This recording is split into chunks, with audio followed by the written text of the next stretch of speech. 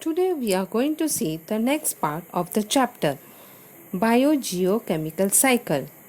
Though the energy flow in an ecosystem is one way, the flow of nutrients is cyclical. All organisms need nutrients for their growth.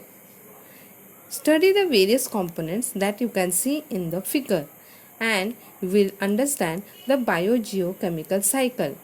The cyclical flow of nutrients within an ecosystem is called the biogeochemical cycle.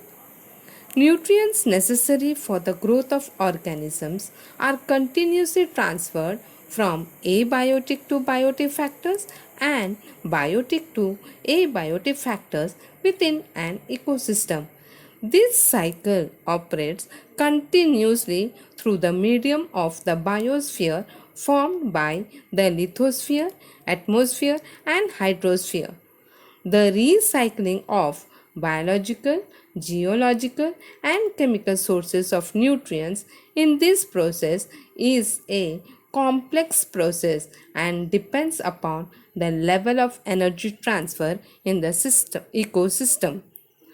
There are two types of biogeochemical cycles: gaseous cycle and sedimentary cycle.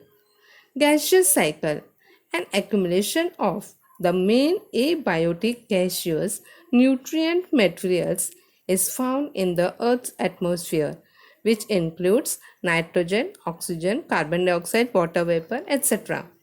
Sedimentary cycle, an accumulation of the main abiotic nutrient materials, is found in soil, sediment, and sedimentary rocks, etc. of the earth. It includes soil components like iron, calcium, phosphorus, etc. The gaseous cycle is a speedier cycle than the sedimentation cycle. For example, if carbon dioxide gas has accumulated in an area, it is quickly dispersed with the wind or absorbed by plants. Climatic changes and human activities seriously affect the speed, intensity, and equilibrium of these cycles. Hence, various aspects of these cycles are extensively studied nowadays. The cycle of gases and sedimentary cycle, it cannot be completely separated from each other. For example, nitrogen is present in the form of a gas in the atmosphere and in the form of compounds like nitrogen oxide in the soil and sediments. Similarly, carbon occurs in abiotic form mainly in coal, granite, diamond, limestone, etc. in the earth's crust and in the form of carbon dioxide gas in the atmosphere.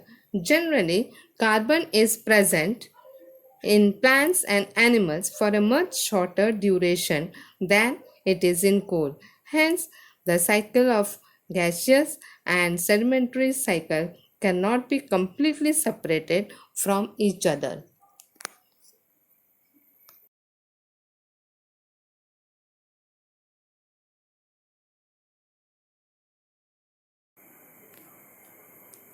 Now we shall see the first biogeochemical cycle, that is carbon cycle. The circulation and recycling of carbon from the atmosphere to living organisms and after their death back to the atmosphere is called the carbon cycle. Abiotic carbon atoms are circulated and recycled into biotic form mainly through photosynthesis and respiration. Hence, the carbon cycle is one of the important biogeochemical cycles. All living things are made of carbon. Carbon is also a part of the ocean, air, and even rocks. Because the earth is a dynamic place, carbon does not stay still, it is on the move. In the atmosphere, carbon is attached to some oxygen in a gas called carbon dioxide. Plants use carbon dioxide and sunlight to make their own food and grow. Plants convert carbon dioxide into carbohydrates by the process of photosynthesis. Similarly, they produce carbon compounds like protein and fat too. Herbivores feed upon plants. Carnivores feed upon herbivores. In this way, biotic carbon is transported from plants to herbivores, from herbivores to carnivores, and from carnivores to apex consumers. Now, if you see the main process in the carbon cycle, the equation is carbon dioxide combined with water in the process of photosynthesis in the presence of sunlight and chlorophyll forms carbohydrate, that is C6H12O6, plus water plus oxygen, which is released in the atmosphere. This carbohydrate plus oxygen in mitochondria, carbon dioxide gas is released and water is formed and energy is formed, which is in the form of ATP molecule.